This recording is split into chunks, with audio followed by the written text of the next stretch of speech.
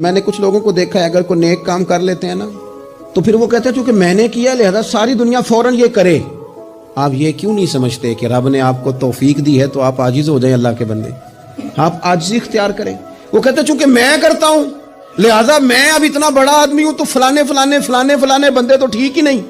حضرت سعدی شیرازی کہتے ہیں کہ تہجد کا ٹائم تھا پرانے زمانے میں نا, لوگ مسافر اکثر رات مسجدوں میں آ کے گزارتے تھے تو کہتے ہیں مسجد میں لوگ سوئے ہوئے تھے سارے, تہجد کا ٹائم تھا, میں تہجد کی نماز پڑھ رہا تھا, میرے والد بھی ساتھ تھے, تو میں نے اپنے ابا جی سے کہا یہ دیکھو کتنے بد نصیب ہیں, نفلوں کا ٹائم ہے اور یہ سوئے ہوئے ہیں.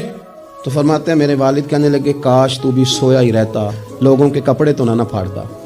او خدا کے بندے اگر تو نے پڑھی ہے تو تیرا اور رب کا رشتہ ہے, اس کی بنیاد پر تو دوسروں کو حقیر جاننے لگ گیا. علم پڑھے دا مان نہ کریے ماتا کی میں پڑھیا, او جبار کہار کہاوے متے روڑ دے میں دودھ کڑیا.